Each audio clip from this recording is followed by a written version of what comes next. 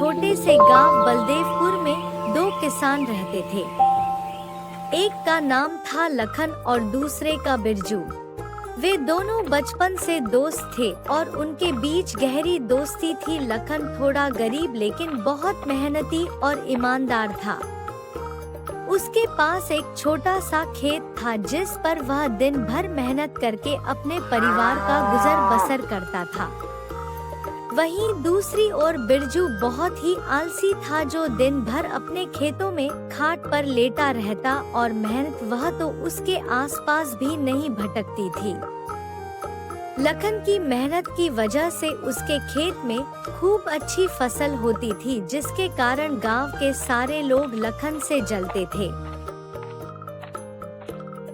देखिए जी, इस लखन की फसल इस बार भी कितनी अच्छी हुई है। हमेशा इसके साथ ही अच्छा क्यों होता है? इस बार तो यह फसल बेचकर राजा ही हो जाएगा।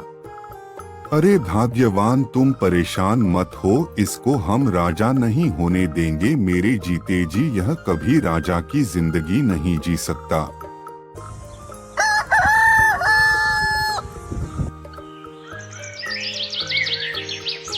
लखन सुबह उठता है और खेत के लिए निकल जाता है और अपनी फसल को देखकर बहुत खुश होता है। अब जाकर लखन की मेहनत सफल हो चुकी थी। अरे वाह, इस बार तो फसल बहुत अच्छी हुई है। लगता है इस बार अच्छी खासी कमाई हो जाएगी। फिर लखन वापस घर की ओर निकल पड़ता है। आज वह बहुत खुश था। अजी, क्या हुआ? आप इतना देर से क्यों आए हैं? इस बार हमारी फसल अच्छी तो हुई है ना? हाँ भाग्यवान, इस बार फसल तो बहुत अच्छी हुई है। कल कटाई भी करनी है, उसी की व्यवस्था कर रहा हूँ। लगता है इस बार अच्छा मुनाफा हो जाएगा।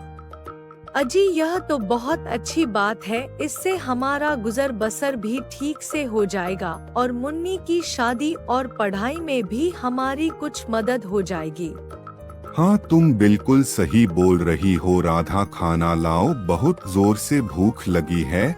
जल्दी सोना है आज, क्योंकि कल सुबह 4 बजे खेत में भी जाना है। अरे राधा, यह समोसे कहाँ से लाई हो तुम? क्यों जी, क्या हुआ? अच्छे नहीं लगे क्या? अरे नहीं भाग्यवान, यह समोसे तो बहुत ही स्वादिष्ट है। ऐसा मन कर रहा है कि खाता ही रहूं। तुमने बनाए हैं क्या?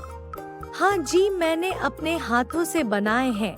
आपको अच्छे लग रहे हैं तो और ले आओ क्या? और भी है? नहीं नहीं भाग्यवान, इतने काफी है। बाकी के खेत में खा लूंगा। अच्छा जी, ठीक है।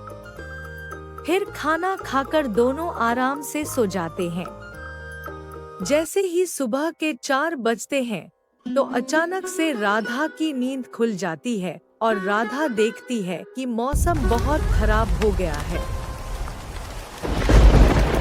हे भगवान, अब तो हमारी सारी फसल खराब हो जाएगी। सुनिए जी, जल्दी से उठ जाए, मौसम बहुत खराब है। हमें जल्द से जल्द अपनी फसल के लिए कुछ व्यवस्था करनी पड़ेगी।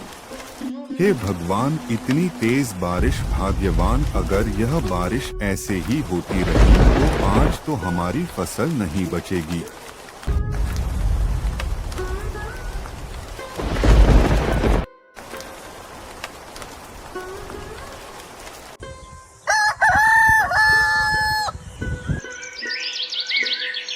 भाग्यवान, अब बारिश तो रुक गई है। चलो खेत चलकर फसल को देखते हैं।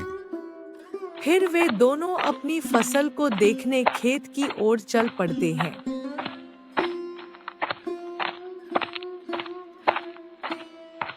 वे दोनों खेत पहुंचकर देखते हैं कि उनकी लगभग आधी फसल बर्बाद हो चुकी है। हे ऊपर वाले, यह क्या किया तूने? हमारी सारी मेहनत को पानी में मिला दिया। लखन यह सब बोल ही रहा कि तभी अचानक से जोर जोर से हवाएं चलने लगती हैं और आसमान में बिजली के साथ तेज तूफानी बारिश शुरू हो जाती है और देखते ही देखते लखन की सारी फसल उनकी आंखों के ही सामने बर्बाद हो जाती है। वे दोनों बेचारे दुखी मन से वापस घर की ओर लौट आते हैं।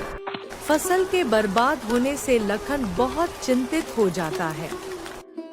सुनिए जी, आप फिक्र मत कीजिए, जो होना था वह तो हो गया, अब हम इसमें क्या कर सकते हैं।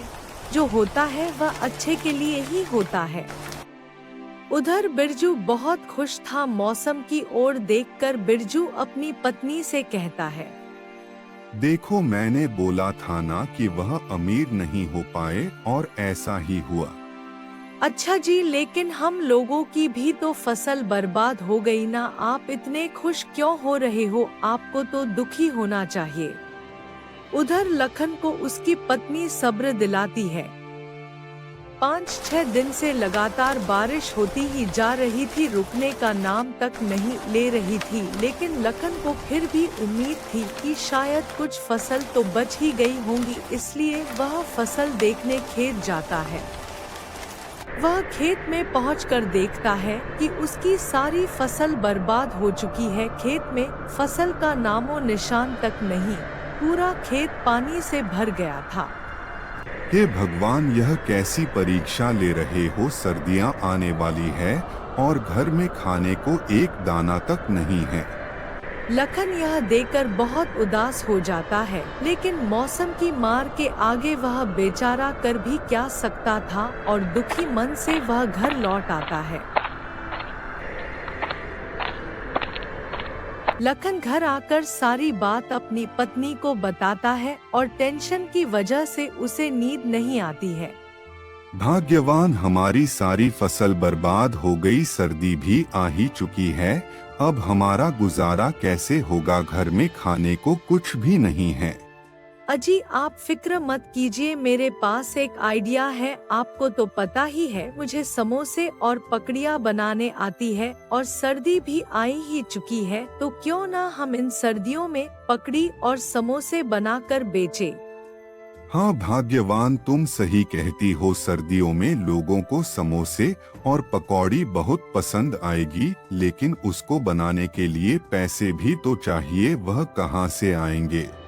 अजी, मैंने थोड़े से पैसे बचा के रखे थे, और कुछ पैसे आप सेठ धनीराम से उधार ले आना। उनसे बोलना जैसे ही थोड़ा बहुत मुनाफा होगा हम आपके पैसे लौटा देंगे।